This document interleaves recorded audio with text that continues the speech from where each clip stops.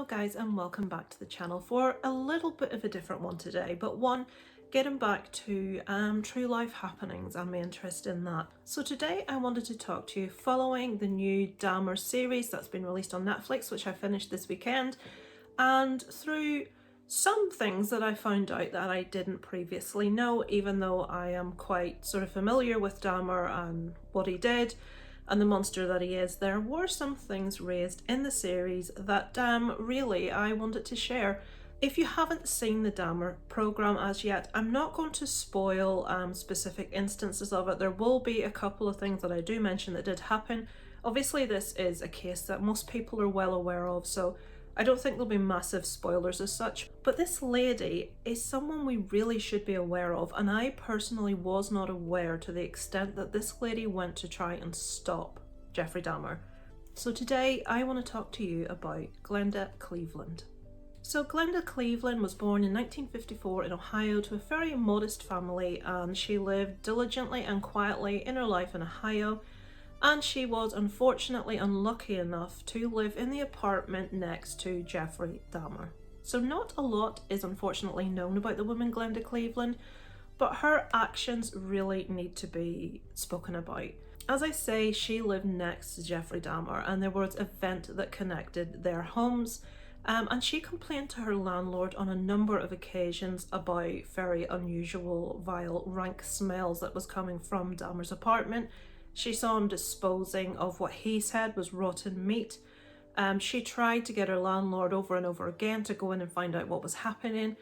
And unfortunately, the landlord's approach really was, he's a good tenant, he pays his rent on time. Nothing ever really came about from her speaking to her landlord. Things, unfortunately, were going to get a whole lot worse. It was May 1991, and at this stage Jeffrey Dahmer was well through his list of victims. He had been murdering and performing various heinous acts on these poor individuals for many years now, from 1978 to 1991 actually. So on this specific evening, Glenda's daughter and her niece were outside the apartment, and they saw a young boy who was naked and bleeding from the head running away from Jeffrey's apartment. Now this would be Conorak Synthasamphone. I do massively apologise if I'm mispronouncing the name. This was a boy that had been lured back to Dahmer's apartment on the promise of money for photographs that were to be taken. He put himself across as a photographer for models, things like that. And terribly coincidentally, Conorak's brother, Somsak, had actually also been to Dahmer's apartment in the past when he was 13. He was promised money for photographs, and Dahmer drugged him when he was there and sexually assaulted him. Thankfully, Somsak managed to escape, and Dahmer did actually get sentenced to a year in prison for this assault, but he had work release and probation. Now it's on this probation for the assault on Conorak's brother that Conorak ends up in Dahmer's apartment. He obviously isn't aware of who he is. He wouldn't be there if he'd known, and he is about to be Dahmer's next victim. So Conorak had actually managed to get away from the apartment, and he had been found by Glenda's daughter and her niece, and they brought him round, and he was sat on a step beside Glenda, wrapped in a sheet that she had given him as he had no clothes on. And she was constantly referring to him as this baby boy because he looked so young. He was actually 14 years old. The police were called, and John Bolzarak and Joseph Caprice show up. They listen to what Glenda has to say. She said that this young boy, this baby boy, has been running away. There's something weird going on in Jeffrey Dahmer's apartment. She tries to speak to the police about how she feels about the fact something weird's going on in Dahmer's apartment, that this young boy is running away, he's got no clothes on, he's bleeding, he's incoherent, he can't speak, he can't even stand himself. This young boy is obviously, something's badly wrong. Cue Jeffrey Dahmer, who appears on the scene looking very nonchalant, and he tells the police officers that this is his boyfriend, that they've had a bit of a row, that his boyfriend has had too much to drink, that he's 19 years old, and that nothing weird is going on here. He had gone to the local store to get some more alcohol as his boyfriend, Conorak, had demanded it. He wasn't a child, he was 19. Now, Glenda's having none of this, and Glenda vociferously argues with those police officers. She asks them to check his identity. She asks for an ID cross-check. She asks them to bring him to the police station. She is not happy What do these police officers do? These police officers, in their wisdom, take Conorak in a drugged, incoherent state back to Dahmer's apartment. This 14-year-old boy is led back into this place that he has managed to escape. Unfortunately, Dahmer, as you probably know, went on to murder Conorak. He actually, and this is horrible, drilled a hole in his skull and injected hydrochloric acid and went on to just do some horrible and heinous things that we're not going to talk about in this video. Now, you would think that Glenda possibly gave up there. She didn't. Glenda telephoned again the police. She tried to speak to them to find out what had happened. They told Glenda that it was as Jeffrey had said it was. He had brought them back to the apartment. He had shown them photographs of Conorak, which obviously are photographs that he had just taken earlier that day. He was making out this was his boyfriend. The police officers, if the series on television is anything to go by, seemed very uncomfortable, both in the apartment, both by the fact that Jeffrey Dahmer was a little bit weird. Everyone has said that. And it really seemed to me at the time, like a lot of police officers, a lot of people generally, this would have been 1991, were really uncomfortable with the discussion of a gay relationship. When Jeffrey was speaking about Conorak being his boyfriend, they just seemed to want to get away. They just seemed to be really uncomfortable. So Glenda phones up the police, asks what had happened. They said it was a boyfriend. She is still not happy. She still argues. We get to hear the actual call that she makes to the police. She also phones the FBI. This woman is like a red rag to a bull. She's not going to let this go. She phones, she phones, she phones. It shows up on the actual television that Conorak has gone missing. She is still onto the FBI. She is still onto the police. And still, unbelievably, Jeffrey Dahmer would remain free for the next 2 months and would go on to kill 5 victims. If they'd listened to Glenda in May 1991, 5 individuals would have been saved. So how was Dahmer caught in the end? So Dahmer was actually arrested later that same year of 91. He had taken a young man by the name of Tracy Edwards back to his apartment, and Tracy had actually managed to escape. He had run naked from the apartment and flagged down the nearest person. He'd flagged down some police officers. Long story short, because we're not talking about Dahmer, police officers went back to the apartment, and inside that apartment they found Polaroids of victims. It was very clear that these individuals were deceased. They also found body parts, just various horrible, hideous things within the apartment, and Dahmer is led away. And there we have Glenda in the background as he's been led away, his neighbour shouting, "What's he done? I know he's done something. What has this boy done?" She's been living next to him. She's heard noises. She's phoned the police. She said she's heard shouting. It sounds like someone's in pain. This is other instances. This woman had tried, both via her landlord and via the police and via the FBI, to get someone to look into Dahmer. And only when this young man, Tracy, manages to escape, takes the police there, and they see what they say, do they finally realise that Jeffrey Dahmer is a monster. So why do I want to talk about Glenda Cleveland? Glenda Cleveland would go on to be honoured by the Common Council and County Board in a very, very small ceremony. It was nothing, no big bells and whistles. But what really enraged me about this, if I could be any more enraged by Dahmer. Now, Dahmer actually murdered 17 individuals, most of which were black or brown young men. 2 of them were 14 years old. These were all very young men, and we get to see numerous of their stories within this series. It's very upsetting. It's very brutal in places. It does not pull any punches. It seems to be straight on the nose. But I came away from it with the knowledge of this woman, Glenda Cleveland, and the lengths that she went to try to get people to listen, to save that young boy, to save Conorak, to save other men.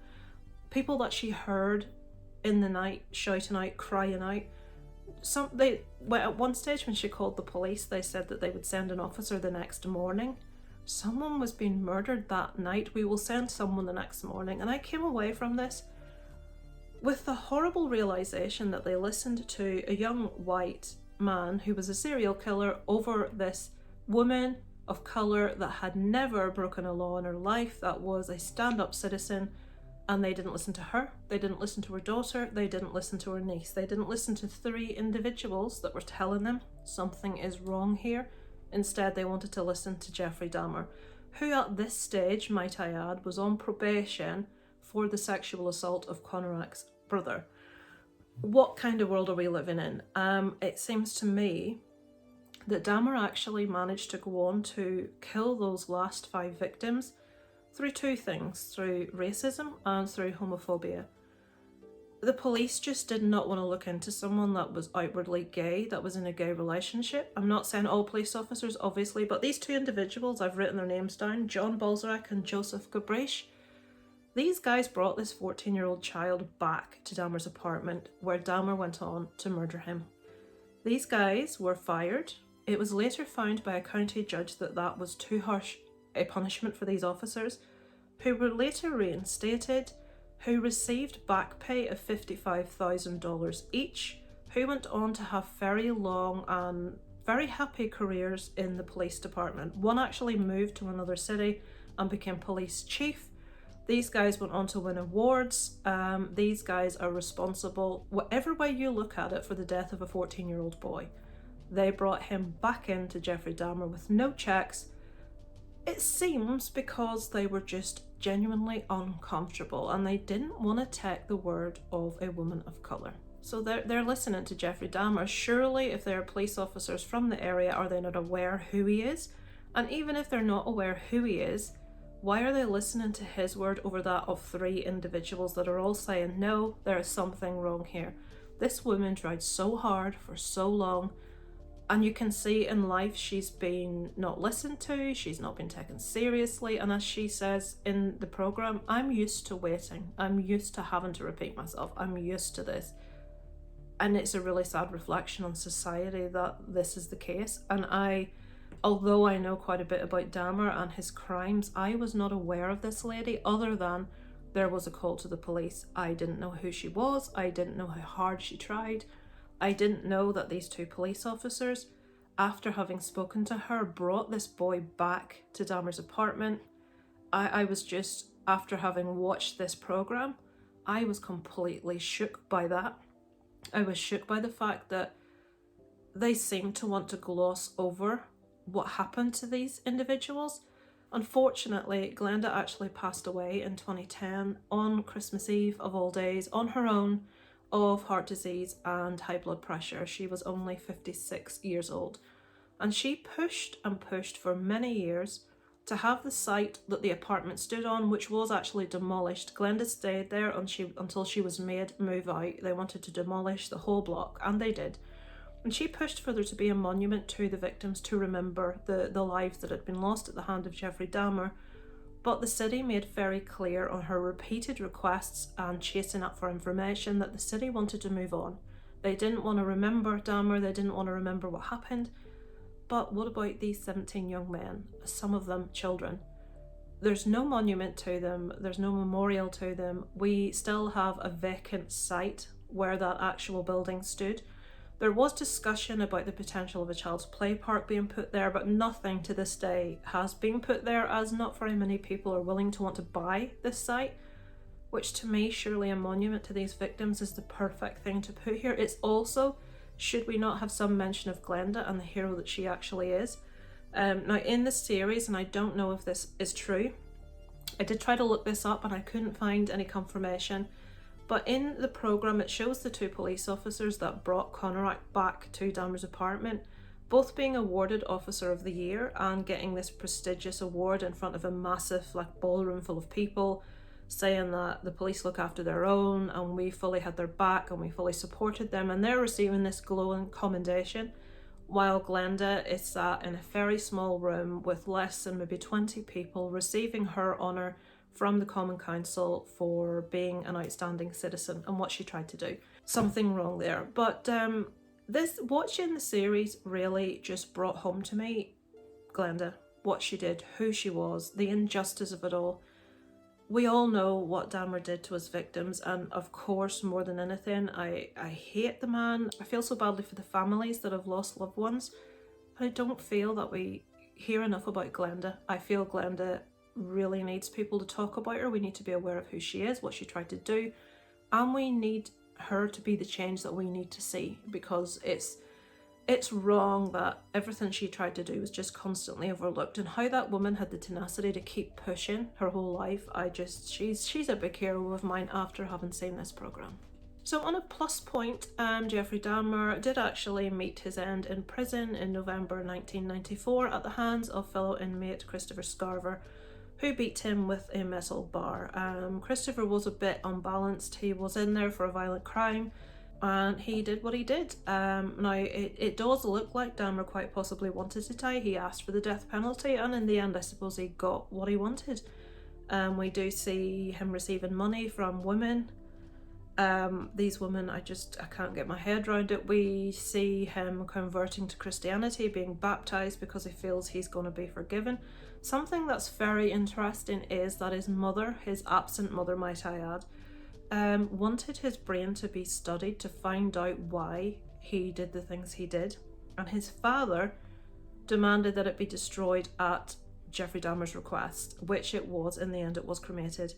But there is discussion about potentially Jeffrey Dahmer inheriting that side of himself from his father, as his father did say that he grew up with thoughts that he knew were completely wrong, and he had managed to overcome that. But potentially, did Jeffrey Dahmer get some form of what was wrong with him from his dad? We don't know. That was sort of like skirted around at the end of the program. Let's come away from this thinking about Glenda. She is portrayed by Niecy Nash in this series. Niecy does a fantastic job. As I say, I was blown away by the character, by everything she tried to do. And I felt, rather than talk about Dahmer and his individual crimes and what he did, let's talk about Glenda. So thank you for listening, folks. I hope you got something from that. If you watched the series, what did you think? Did you know about Glenda and everything that she did? Are you going to watch the series? It is tough going. I will say a lot of people have started and refused to watch further. But let me know below in the comments, guys, what you think. And I look forward to speaking to you next time. Over and out from Lisa Lives.